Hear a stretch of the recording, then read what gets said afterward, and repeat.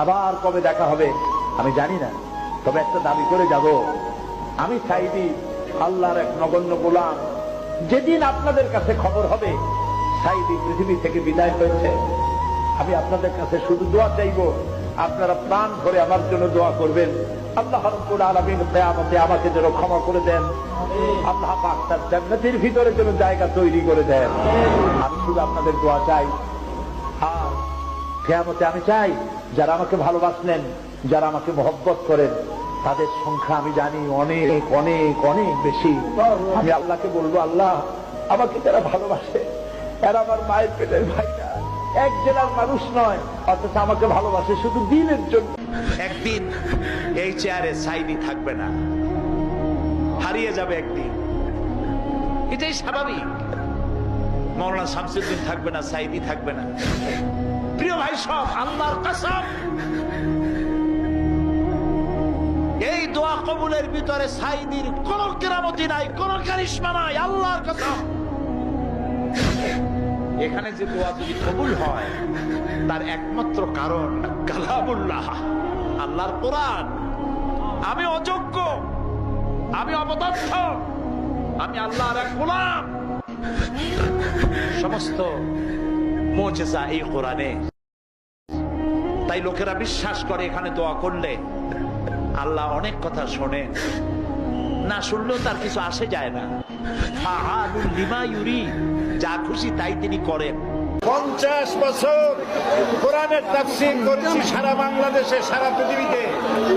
আমাকে বানানো হয়েছে যুদ্ধ অপরাধী, আমাকে বানানো হয়েছে চোর, ডাকাত, হত্যাকারী, ধর্ষণকারী। আমি আল্লাহর নামে কসম করে বলছি, আল্লাহ তোমার জাতের কসম, তোমার ইজ্জতের কসম, তোমার সম্মানের কসম, 1971 সনের এক ফোঁটা পানি বা কাদা আমার গায়ে লাগে নাই, লাগে নাই, লাগে নাই।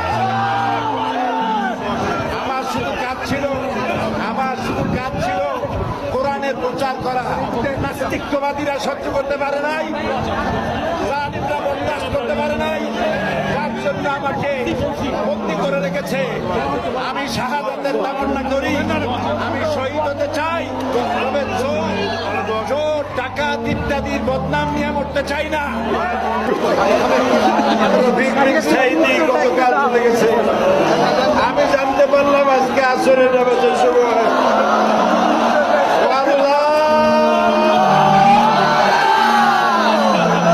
আমাকে কথা বলতে দিন, আমাকে কথা বলতে দিন। আমি জানি না আগামী দিন অথবা আগামী বছর আপনাদের সাথে এই জায়গায় দাঁড়িয়ে আমি বক্তব্য রাখতে পারবো কিনা আমার জানা নাই, আল্লাহ পাক ভালো জানেন। আমি আমার আবেগ দিয়ে কথা বলে গেলাম জাতির কাছে। আমি যেন দেখতে পাচ্ছি জাতি জাহান্নামের দিকে এগোচ্ছে, প্রতি পলে পলে, প্রতি মুহূর্তে মুহূর্তে। ও আমার জাতি, আহা!